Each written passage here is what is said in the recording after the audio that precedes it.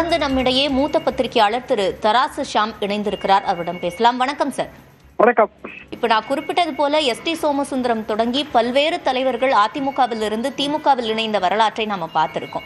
அப்படி இருக்கும்போது ஓபிஎஸ் உடைய இந்த நகர்வு என்ன தாக்கத்தை ஏற்படுத்தும்? அவருக்கு பர்சனலா எப்படி இருக்கும் இந்த நகர்வு? மிக முக்கியமான நகர்வு.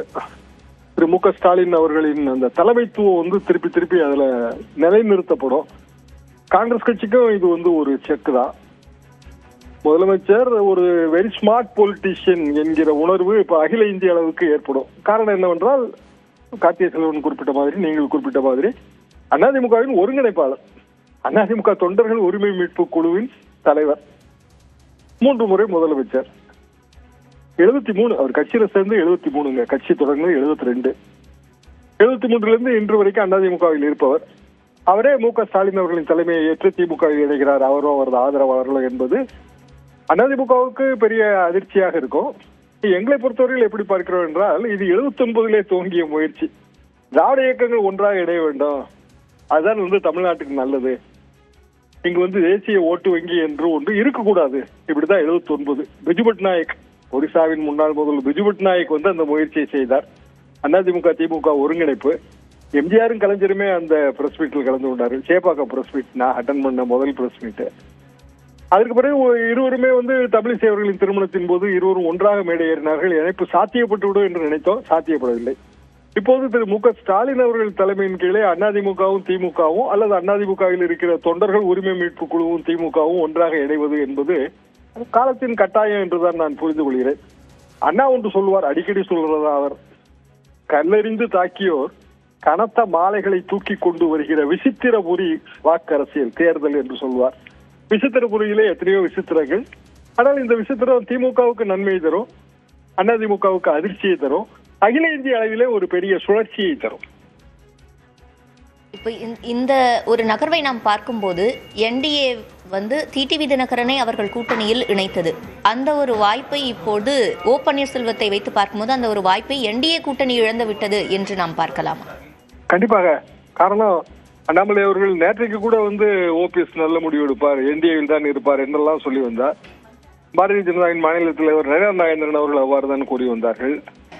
எடப்பாடி பழனிசாமி அவர்கள் அதிமுகவை ஒருங்கிணைத்து கட்டுக்கோப்பாக வழி நடத்தி அதிமுகவை வெற்றி பாதைக்கு அழைத்து செல்ல தவறிவிட்டார் என்கிற குற்றச்சாட்டு இதில் நிரூபிக்கப்படும். அதே நேரத்தில் ஓபிஎஸ் திமுகவோடு ரகசிய பேச்சுவார்த்தை நடத்துகிறார் என்கிற இபிஎஸ் தரப்பினரின் குற்றச்சாட்டு மேலும் மேலும் வலுப்பெறும். இபிஎஸ் தலைமைக்கு எதிரான வழக்குகள், ஓபிஎஸ் சார்பில் போடப்பட்டிருக்கிற வழக்குகள், அவை இல்லாமல் போய்விடும். ஆனால் இதுல திமுகவை பொறுத்தவர்கள் அவர்கள் 200 சீட், உதயசூரியன் 200 சீட்டில் ஜெயிக்க வேண்டும் என்பது அவர்களது இலக்கு. 160 முதல் 180 சீட் வரை ஜெயிப்பதற்கான வாய்ப்பு இருக்கிறது. அப்படி இருக்கும்போது ஓபிஎஸ் மாதிரியானவர்களை எல்லாம் உள்ளே சேர்ப்பதிலே அவர்கள் கிடைக்கிற அனுகூலம், அந்த பிம்ப உயர்வு, பெர்செப்ஷன், இவர்கள் வெற்றி பெற்று விடுவார்கள், 200 சீட் ஜெயித்து விடும் போல தெரிகிறது என்கிற அந்த பிம்பம், அது வாக்கரசியலில் ரொம்ப முக்கியம் தான் நான் நினைக்கிறேன். தென் மாவட்டங்களில் ஓபிஎஸ் அவர்களுக்கு இருக்கிற வாக்கு வங்கி இதெல்லாம் டிபேட்டபிள் பாயிண்ட் தான், ஆளுக்கு ஒரு கணக்கு சொல்லுவாங்க. ஆனால் ஓபிஎஸ் என்கிற அந்த ஒருவருக்கான value, AIADMK value, social value ரெண்டுமே மிக அதிகம். ஓபிஎஸ் அவர்களுக்கு பின்னால் பெரிய தொண்டர் படை இருக்கும் என்று யாரும் நினைக்க மாட்டார்கள். ஆனால் ஓபிஎஸ் அவர்கள் தொண்டர்கள் உரிமை மீட்பு குழுவின் தலைவர், அப்படிதான் நம்ம இதை பார்க்க வேண்டும். அப்படி என்றால் ஓபிஎஸ்க்கான ஆப்ஷன் என்னவாக இருந்தது? அவர் ஒரு தனி கட்சி துவங்கி தனியாக போட்டி போடலாம், அதுல பலன் இருக்காது என்பது எல்லோருக்கும் தெரிந்த விஷயம்தான். ஓபிஎஸ் அரசியலை விட்டு ஒதுங்கலாம், அது எந்த அரசியல்வாதியும் அரசியல் விட்டு ஒதுங்கினதாக சரித்திரமே கிடையாது. அப்படி என்றால் அவருக்கான ஆப்ஷன் திமுகவில் சேர்வது. முதலமைச்சர் அதுக்கு ஒத்துக்கொண்டார் என்பதுதான் இதுல முக்கியம் என்று நான் பார்க்கிறேன். காரணம், திமுகவிலும் அழுத்தங்கள் இருக்கும். அதிமுகவிலிருந்து வருபவர்களுக்கே எல்லா உயர்வும் கொடுப்பது என்றால், திமுகவில் நீண்ட காலமாக இருக்கிற கட்சிக்காரர்களுக்கு அதுல அதிருப்தி இருக்கும். அதையெல்லாம் சமாளிக்க வேண்டும். அதுதான் அந்த ஸ்மார்ட் பாலிடிக்ஸ், தலைமைத்துவம். அந்த இடம் கட்சிக்காரர்களை சமாதானப்படுத்தி ஓபிஎஸ் மாதிரியான 3 முறை முதலமைச்சராக பதவியேற்றவர்களையும் திமுக இணைத்துக் கொள்ளக்கூடிய அளவுக்கான அரசியல் சாதுரியம் இருக்குல்ல, அந்த அரசியல் சாதுரியம் பேசப்படும்.